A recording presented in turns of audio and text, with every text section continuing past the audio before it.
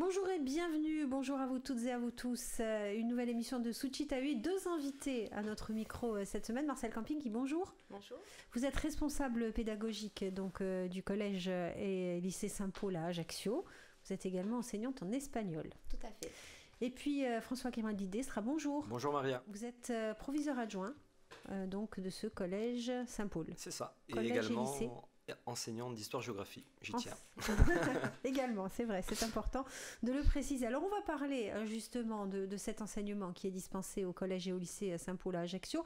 On découvrira tout au long de la semaine les nouveautés qui vont pouvoir être déclinées pour la prochaine rentrée. Mais l'idée, c'était quoi, en fait, quand vous avez décidé de mettre en place ce nouveau projet pédagogique, en quelque sorte?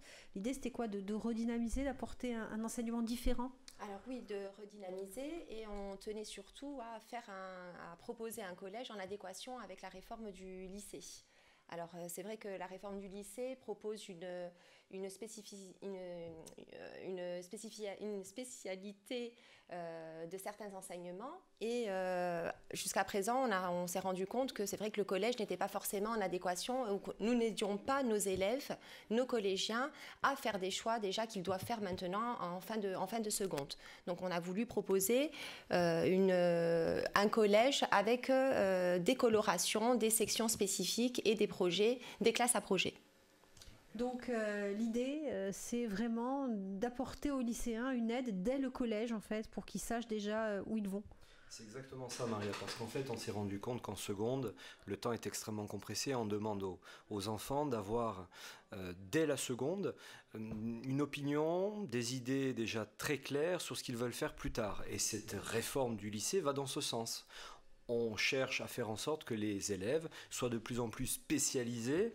Et donc, on s'est dit, est-ce qu'on ne pourrait pas décompresser ce temps et faire en sorte de donner du sens, faire en sorte que les enfants aient plus de temps, et le collège nous offre ce temps, donc on décompresse avec le collège, et on va guider et les enfants et les familles, parce que ça c'est quelque chose de très important pour nous à Saint-Paul. C'est un établissement à taille humaine, donc nous avons la possibilité de le faire, et faire en sorte que et les enfants et les familles travaillent avec les équipes pédagogiques pour faire des choix sensés et raisonnés à l'entrée du lycée. Plutôt que de contester la réforme, comme ça a pu être le cas ailleurs, vous avez préféré l'accompagner et accompagner les familles? De toute façon, c'est une réalité. Cette réforme, elle est déjà mise en place. On a justement, là, nous, cette semaine, nous avons commencé hier les premières E3C qui se sont plutôt bien déroulées. Nous n'avons eu aucun souci.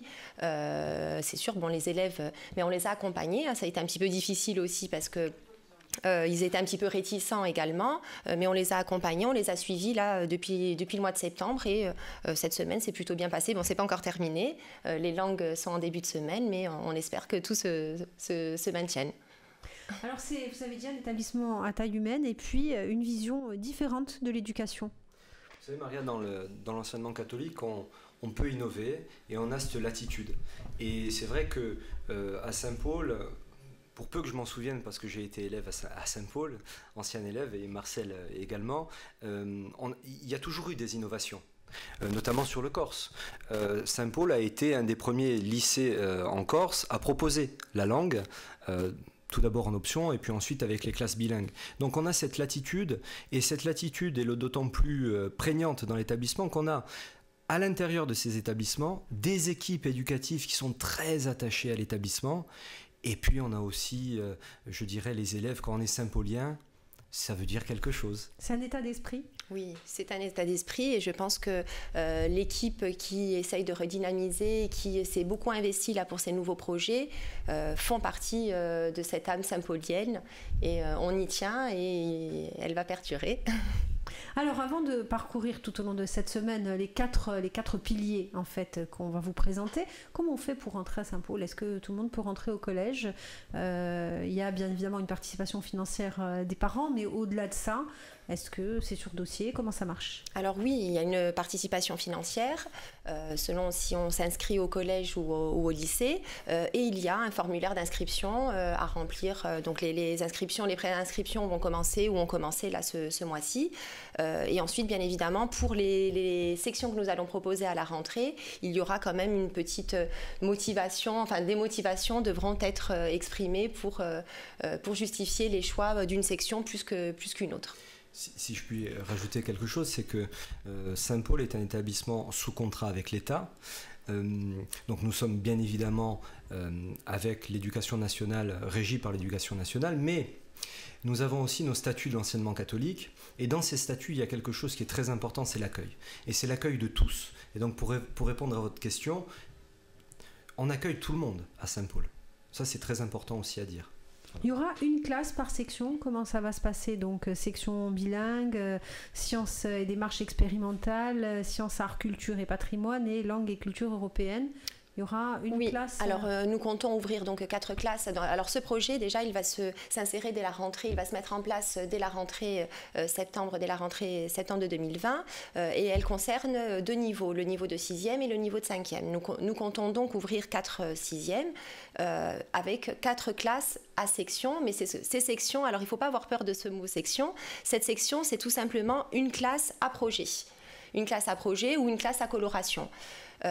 Les élèves, normalement, c'est vrai, on avait envisagé ces sections avec une continuité, c'est-à-dire que les élèves qui intègrent une section bien précise, art, culture et patrimoine par exemple, devraient la continuer jusqu'à la fin de la 3e. On y a réfléchi et on s'est dit pourquoi les obliger et pourquoi les cloisonner. Notre objectif justement, c'est leur permettre d'ouvrir l'esprit, de pouvoir faire des choix et que tous nos collégiens puissent toucher un petit peu à l'art, à la culture, aux sciences, aux langues. Alors, un des atouts de ces sections, c'est que ces sections sont flexibles. Un élève qui commence une 6e en art, culture, patrimoine, s'il le souhaite, s'il décide d'aller plutôt dans la section langue et avoir une coloration langue en 5e, s'il explique un petit peu s'il motive un petit peu ses choix et que l'équipe pédagogique n'y voit pas d'inconvénient, elles seront flexibles. Il y a 2 mots qui me reviennent souvent quand on explique ça aux parents, puisqu'on a fait le tour de nos écoles primaires catholiques à Ajaccio. C'était flexibilité et douceur. On va accompagner ces enfants, comme je vous le disais tout à l'heure, à faire un choix sensé. Et donc, on ne voudrait surtout pas que ces sections soient prises comme des carcans. Absolument pas. Les enfants auront l'attitude de changer de section. Alors, bien évidemment, il faut que ce changement soit motivé. C'est une évidence. Mais nous accompagnerons les familles dans ces choix et ces changements. Merci beaucoup à tous les deux. On va vous retrouver demain pour parler à nouveau du collège et lycée Saint-Paul et de ses sections particulières. À demain. À demain, merci. Bonjour et bienvenue. Bonjour à vous toutes et à vous tous. François Grimaldi-Destré, notre invité cette semaine. Bonjour. Bonjour Maria. Proviseur adjoint du collège et lycée Saint-Paul à Ajaccio, enseignant d'histoire-géographie aussi. Et puis Marcel Camping qui est avec nous. Bonjour. Bonjour Maria, bonjour à tous. Enseignante d'espagnol et également donc responsable pédagogique. On va parler de ces 4 nouvelles sections qui seront proposées, mais juste un petit retour pour dire que en fait, c'est ce que vous avez évoqué hier, ces 4 sections, on n'est pas bloqué dans une section dès la 6e. C'est quand même flexible, modulable, vous avez dit, et puis on peut aller d'une section à l'autre. On a de toute façon l'enseignement général dont on a besoin, et surtout on n'a pas d'heure en plus.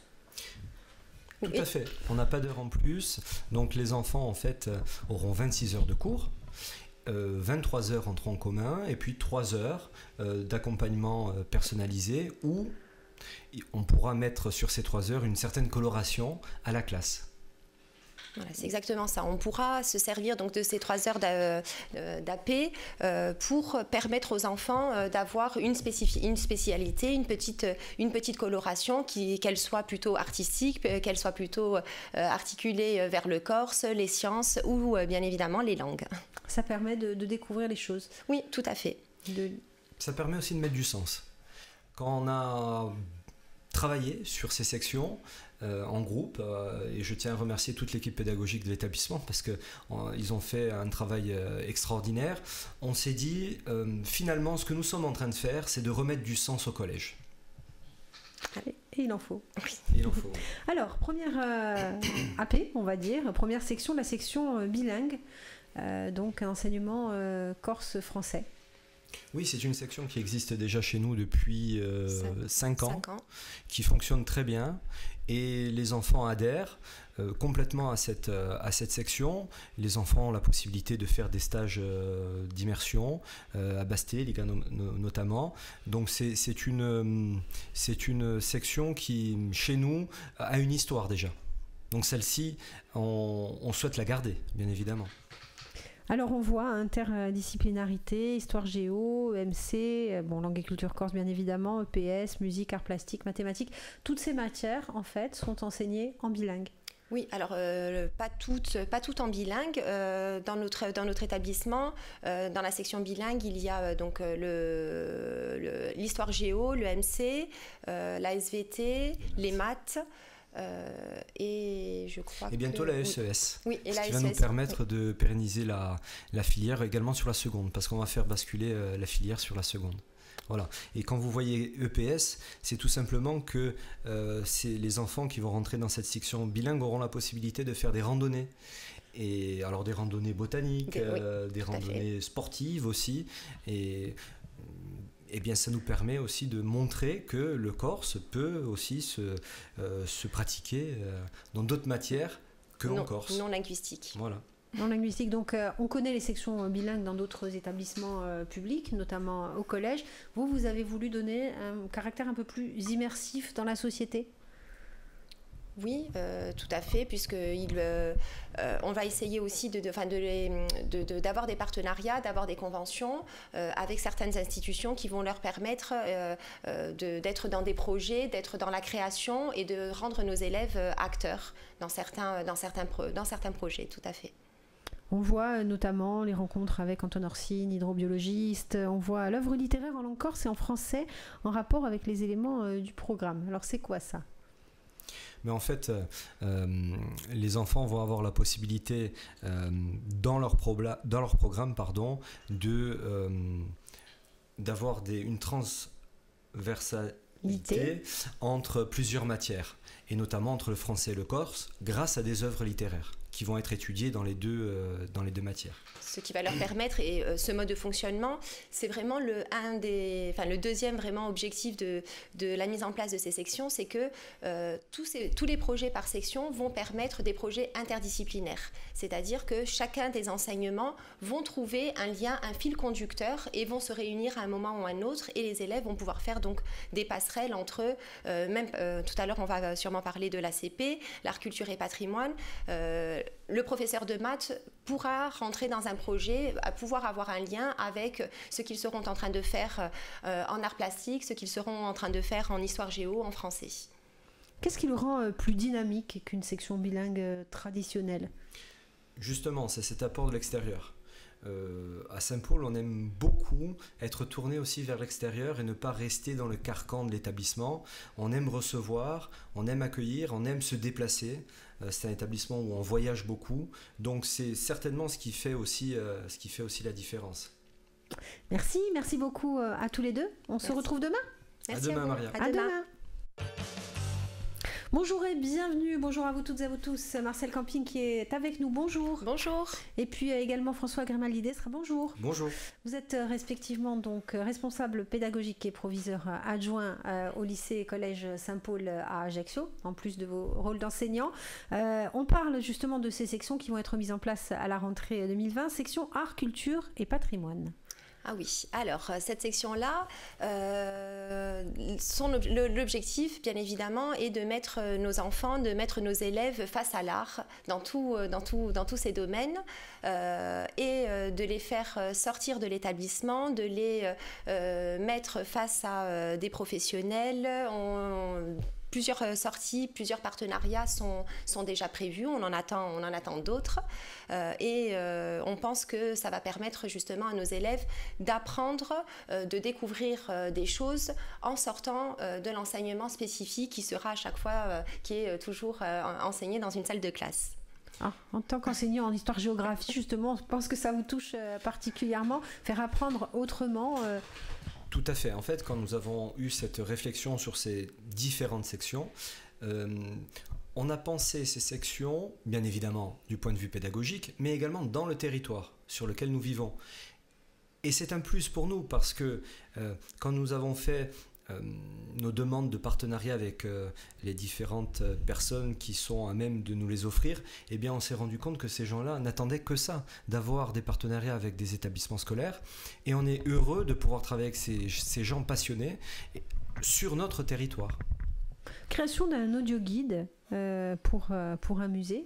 C'est pas mal comme projet. Oui, alors on n'a pas encore vraiment la thématique bien précise, mais nous avons déjà eu des entretiens justement au palais, des rencontres au palais Fesch, et c'est un des projets que nous avons. Et d'ailleurs, on l'a mis en place, enfin, on l'a prévu pour la section art, culture et patrimoine, mais on envisage même de le mettre en adéquation et en lien aussi avec la section langue, puisque pourquoi le garder uniquement dans cette section-là? On essaiera même de faire des passerelles et des liens entre les projets d'une section et les projets d'une autre section. Vous pensez qu'aujourd'hui, les enfants, les fondamentaux, ils doivent les apprendre de manière différente? Je pense qu'il est largement temps de les apprendre de manière différente. On se rend compte à quel point le collège peut être mal vécu, et où des enfants passent de la 6e à la 3e avec un degré de souffrance extraordinaire pour finalement faire, in fine, en 3e, en fin de 3e, un choix d'orientation qui n'est pas du tout en adéquation avec l'enfant. Donc il est largement temps de se réorienter, alors en toute humilité bien évidemment, hein, mais on va essayer d'aller dans ce sens-là, oui, tout à fait. Alors vous disiez donc que ce projet Art Culture Patrimoine, il pourra évidemment se raccrocher au projet langue également. Oui, au projet langue, au projet même sciences expérimentales, même la troisième section. Mais c'est vrai que chacune des sections aura des projets bien spécifiques avec les enseignements qui seront proposés. Alors quelque chose qu'il ne faut pas oublier, c'est que bien évidemment, chaque enseignement qui sera dispensé dans ces sections-là sont les enseignements du programme, d'accord? Donc on va leur permettre d'apprendre différemment, de toucher à des choses, de voir des choses qu'ils n'auraient pas fait, qu'ils n'auraient pas vues dans un enseignement classique, mais on est bien d'accord que la base de l'enseignement, tout le monde va faire des maths, tout le monde va faire du français en suivant le programme de l'éducation nationale. C'est quand même un point important. C'est rassurer les parents aussi. Oui, parce qu'on innove, on parle d'innovation, mais on ne sort pas du cadre. Voilà, on n'a pas... On s'est servi du cadre, notamment celui de la réforme du lycée et puis du nouveau collège. Mais on reste dans ce cadre, comme je vous le disais la dernière fois, de l'État, bien évidemment, mais on y a apporté ce que l'enseignement catholique peut apporter, c'est-à-dire une certaine innovation. Une certaine liberté d'action. Tout à fait, c'est exactement ça. Alors, section donc langue culture européenne. Là aussi, c'est vraiment l'ouverture. Et puis l'ouverture, on ne peut pas échapper à cette ouverture internationale. Alors, pour préciser rapidement, un élève commence... Alors, on parlait de faire des choix au lycée en seconde, mais le premier choix de nos élèves commence bien plus tôt en 5e, enfin même fin de 6e, puisque fin de 6e, ils doivent déjà faire leur choix de LV2, de langue vivante 2, que ce soit dans notre établissement en LV2, nous proposons l'allemand, l'italien et l'espagnol et le corse. Mais il faut savoir que souvent les élèves font des choix parce qu'ils ignorent par méconnaissance, ils font des choix qui ne sont pas forcément de bons choix. Et cette section-là, déjà la première des choses, nous allons innover de telle sorte à ce que dès la 6e, nos élèves aient une initiation à l'espagnol, à l'italien, à l'allemand. Il y a donc 3 trimestres, on essaiera de faire une langue par trimestre, et ça veut donc dire déjà que fin de 6e, ils seront à même, on l'espère, de pouvoir faire en tout cas un choix un peu plus raisonné et en connaissant déjà les autres langues. Très bien. Quelque chose à ajouter sur cette section ? C'est une section qui est assez intéressante, et il faut rajouter également que ces sections ne sont pas en concurrence, elles sont complémentaires bien évidemment, et puis les enfants auront la possibilité, le choix, comme on vous l'a dit la dernière fois, de changer. Mais c'est vrai que c'est une section qui nous ouvre encore plus vers l'extérieur, et je vous le disais aussi, On voyage beaucoup à Saint-Paul, on a voyagé à Pompéi, on va aller à Cordoue, on va aller à Londres dès cette année à Saint-Paul. Donc c'est une section qui... Bien évidemment, là, les PAE vont couler, voilà. vont venir naturellement. Saint-Paul était un grand voyageur aussi, donc on est en plein dans le projet de l'établissement. Merci beaucoup. Merci à demain. Merci. Bonjour et bienvenue, bonjour à vous toutes et à vous tous. François Grimaldi d'Estra, bonjour. Bonjour Maria. Et Marcel Campinki, bonjour. Bonjour Maria. On poursuit notre voyage au cœur de l'établissement donc Saint-Paul secondaire à Ajaccio, donc collège et lycée. On rappelle que vous êtes respectivement proviseur adjoint et responsable pédagogique donc de ce lycée, de ce collège. On parle donc des nouvelles sections qui vont voir le jour, nouvelles ou anciennes, renouvelées en fait, c'est selon, qui vont voir le jour à la rentrée. Et cette section sciences et démarches expérimentales. On parlait de la réforme du lycée, on est en plein dedans, puisqu'on sait que la réforme du lycée et les spécialités scientifiques sont quand même un peu privilégiées par cette réforme. Il y a aussi des spécialités littéraires et linguistiques. Et linguistiques, oui, sauf que les spécialités littéraires et linguistiques, quand on prend un enseignement de spécialité en matière littéraire ou linguistique, on ne peut pas prendre les deux autres dans le même thème. Dans les matières scientifiques, c'est pas le cas. On peut prendre 3 matières scientifiques d'un coup. D'où l'intérêt d'avoir une orientation vraiment ciblée, parce que on le voit cette année. On a des enfants en première qui sont en difficulté dans les matières scientifiques notamment, parce qu'obligatoirement on doit faire des sciences, on doit faire des maths, etc. Mais ça ne correspond pas à l'enfant. Et donc ensuite ils se retrouvent complètement piégés par leur choix. C'est souvent le défaut des parents, hein. Il faut aller en section scientifique, au moins on est sûr d'avoir un avenir, alors qu'en fait... C'est ce qu'ils ont connu, Maria. C'est la manière... Y compris de la part de certains enseignants qui... Oui, aussi, notamment les professeurs de maths. Mais... Et je ne cible personne, mais ce que je veux dire, c'est que les parents ont connu ça quand ils ont passé le bac, et c'est vrai que, il faut le dire, le bac S offrait une multitude de choix d'orientation possibles, mais, il y a toujours un mais, il faut penser les choses autrement dorénavant, vraiment, pour le bien de l'enfant. Alors, section sciences et démarches expérimentales. Alors, dans cette section, les élèves vont pouvoir... Alors, c'est Madame Sylvie Brunery qui est référente de cette section avec toute son équipe d'enseignement scientifique. Ils vont pouvoir proposer de nombreux projets, à savoir la réalisation de certains parfums. Là, on parlait tout à l'heure de rester dans nos terres, dans notre territoire. Ils ont déjà en projet donc un parfum à partir des huiles essentielles. Ces projets-là vont être, alors on trouve ça quand même particulier, on va pouvoir attacher également cette section au sport, puisqu'on va allier ici les randonnées, les recherches et les projets. Et on va pouvoir, dans cette classe-là, les élèves vont pouvoir manipuler.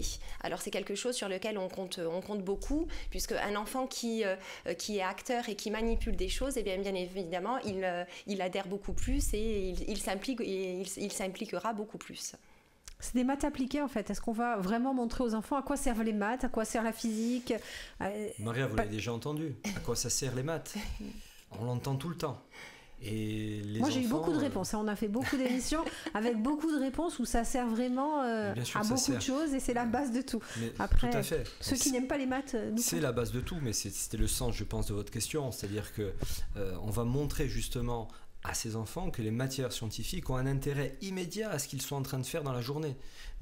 Je vous le disais, on remet du sens. Et il me semble qu'en faisant de la pédagogie sensée, raisonner avec les enfants et leur montrer immédiatement à quoi ça sert, ça peut les raccrocher à la matière d'autant plus facilement. Et c'est une manière aussi de lutter contre le décrochage scolaire, puisque justement là, ils vont certainement être plus intéressés et ils vont faire du lien entre les enseignements différents qu'ils reçoivent. Alors justement, ça, on se passe du côté des enfants, des familles, mais on va se passer aussi du côté des enseignants. Parce que les enseignants, souvent des matières scientifiques, ont certaines préférences. Et il va falloir qu'ils se mettent peut-être au niveau de l'enfant, aussi avec d'autres méthodes. Ça a été un choix aussi de l'équipe pédagogique?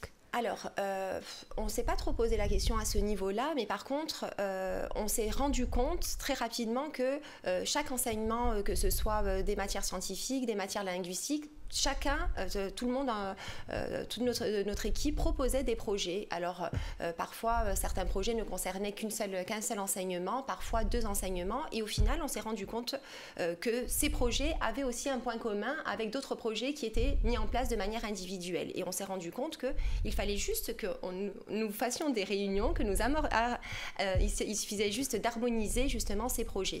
Et donc si c'est beaucoup plus clair aussi pour nous, ça le sera bien évidemment pour nos élèves. Tout à fait. Alors vous parliez donc de la fabrication d'un parfum à partir d'huile essentielle, création d'un jeu électronique en plusieurs langues. Oui, alors normalement, bon, ils avaient pensé à un jeu de Dr Maboul, je crois, qui va peut-être être adapté justement une fois de plus, donc encore une passerelle avec une autre section qui pourra être facilement adaptée à l'anglais, à l'espagnol, à l'italien, à l'allemand, puisque de toute façon ces élèves-là font une LV2 et une LV1 et que nous allons travailler aussi des questions de culture. Ils vont apprendre à poser des questions, à faire des interrogations et forcément ils pourront tout à fait l'adapter. Donc les élèves seront aussi libres de choisir dans quelle langue ils pourront réaliser ce jeu. Alors toutes ces sections, en fait, est-ce qu'elles naissent de l'expérience des années futures, du regard que les enfants ont aussi sur certaines matières, sur certaines disciplines, et est-ce qu'elles naissent des échecs passés aussi? Il y a plusieurs facteurs en fait. Je vous le disais précédemment, il y a d'abord cette analyse de la réforme du lycée. Et puis bien évidemment, vous l'avez très bien dit Maria, il y a cette expérience d'un corps professoral qui se pose énormément de questions autour de ces réformes et qui essaye de les adapter au mieux par rapport au public que nous avons en face de nous. Parce que nous sommes sur le terrain et nous voyons ce qui fonctionne et ce qui ne fonctionne pas. Et je dirais que ce que nous avons réussi à faire là, c'est un peu la somme de tout ça. C'est les réformes que nous vivons et puis l'expérience que nous avons du public que nous avons en face de nous. Alors pour discuter de tout ça, on parlera demain d'un autre projet qui est le projet contre le harcèlement scolaire, mais on va quand même dire que demain, vendredi 8 février, il y aura des journées portes ouvertes au collège et lycée Saint-Paul. Le samedi, oui, la matinée du samedi 8 février. Donc toute notre équipe recevra toutes les personnes qui souhaitent. Alors nous avons déjà rencontré certains parents dans les établissements primaires, mais ce sera l'occasion justement pour toute famille, donc du collège ou du lycée, qui souhaitent inscrire leurs enfants dans notre établissement ou juste venir prendre contact, voir comment ça se passe chez nous, découvrir notre équipe enseignante, notre équipe de vie scolaire, notre équipe administrative, Père Louis, qui a un rôle très important bien évidemment dans notre établissement. Merci, à demain. Merci Maria. Merci, à demain.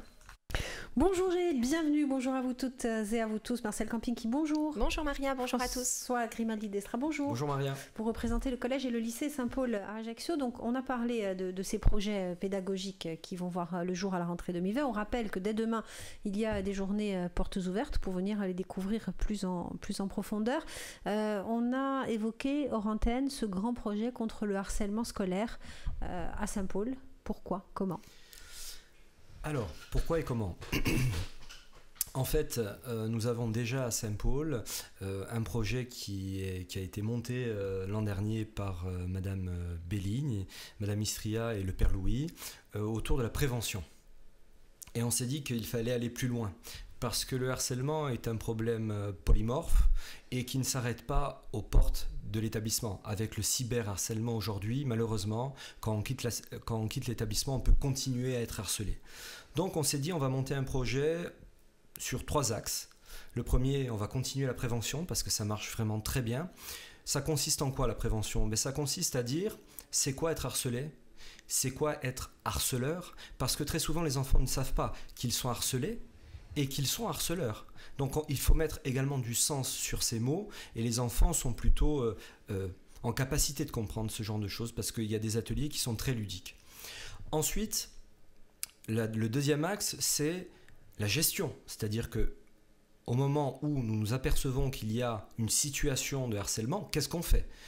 Alors, par rapport à cela, plusieurs axes à l'intérieur. C'est de se dire tout simplement, l'enfant qui est harcelé, il faut l'aider très rapidement. Donc il va avoir des référents adultes, des référents enfants, un mail d'urgence et une boîte aux lettres pour les personnes qui ont assisté au harcèlement mais qui n'osent pas venir en parler. Et enfin, le troisième axe, qui est important parce qu'on l'oublie trop souvent, c'est de se dire, le harceleur, il suffit de le sanctionner.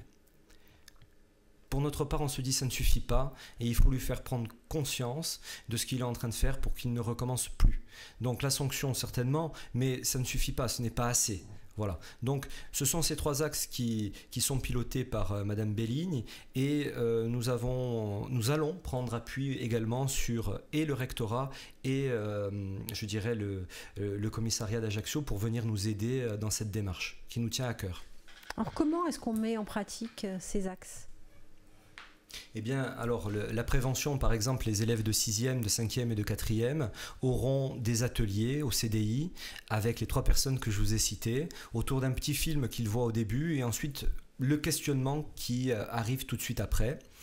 Et ensuite, nous allons aussi nous faire aider par les élèves eux-mêmes, c'est-à-dire les délégués de classe qui eux sont dans la cour avec les surveillants et qui voient énormément de choses. Ensuite, pour la gestion, ça c'est quelque chose qui nous appartient par la suite parce qu'il faut répondre très très rapidement à ces questions de harcèlement pour 2 raisons. La première, c'est que quand il y a harcèlement, il faut que ça cesse immédiatement. La deuxième, c'est que parfois on parle de harcèlement, mais ça n'en est pas. Et ça peut déborder ensuite. Donc il faut que les équipes soient très réactives à ce moment-là. Voilà. C'est ce qu'on entend souvent quand on voit des reportages, quand on entend des témoignages, on entend les enfants dire j'ai pas tellement osé le dire, mais d'autres s'en sont aperçus, mais n'ont pas réagi. C'est face à ça que c'est pour lutter. On a besoin de réagir et surtout, donc, comme le disait M. Grimal, de sensibiliser. Il faut déjà qu'ils sachent, qu'ils connaissent la signification. Qu'est-ce que ça veut vraiment dire aussi d'être harcelé ou d'être victime et ça les empêchera donc également de mettre ce mot dans des situations qui ne le seront pas. Alors nous prévoyons un accueil vraiment particulier également pour nos nouveaux 6e. On va essayer de mettre en place ce que l'on va appeler des référents, des tutorats mis en place. Alors c'est-à-dire que des plus grands, des élèves de 5e, alors peut-être pas 5e, un peu plus grands, 4e, 3e, auront peut-être pendant le premier mois ou les 2 premiers mois, devront être le référent d'un petit 6e pour l'accompagner. Donc ce projet-là justement rentrera en lien justement avec ce projet contre le harcèlement. C'est intéressant parce que ce que dit Madame Camping, parce que finalement on a aussi avec l'atelier, on va avoir un atelier théâtre. Grâce aussi à Monsieur Grenier. Oui, alors on a déjà un premier contact. Alors on a envisagé de proposer à nos élèves un atelier théâtre qui fédère tous ces projets-là, c'est-à-dire les sections et ce projet contre le harcèlement. Alors, on n'est pas encore dans des projets définis et aboutis, mais nous allons développer cet atelier théâtre, donc en rapport avec le projet contre le harcèlement, à savoir monter des projets, des scénettes, des mises en scène, et non pas que en rapport avec le harcèlement, tout ce qui va toucher à la discrimination, à la tolérance. Et on pense que c'est vraiment un point et une valeur essentielle que nos élèves, que nos enfants et que nous tenons, nous, équipe pédagogique de Saint-Paul, à ancrer dans les valeurs de nos élèves et à véhiculer. Justement, vous disiez s'occuper du harceleur aussi, prendre le cas du harceleur. Tout simplement parce que le harceleur, soit il est conscient, mais c'est très rare chez les enfants. Souvent, c'est des gamins qui sont en position de domination et qui veulent asseoir une domination, mais ils ne sont pas réellement conscients de ce que ça peut impliquer et jusqu'où ça peut aller. Donc, tout simplement de se dire, lui faire prendre conscience, ça passera très certainement par des réunions aussi avec les familles, ce qu'on fait déjà, hein, mais tout ça sera formalisé dans un process qu'on va mettre en place donc à la rentrée 2020. Vous avez déjà été confronté à des cas de harcèlement ? Oui. Même si c'est Saint-Paul, on n'est pas au paradis. Hein. Nous avons des cas de harcèlement, mais comme je vous le disais précédemment, on est un établissement à taille humaine et on cible très vite les problèmes.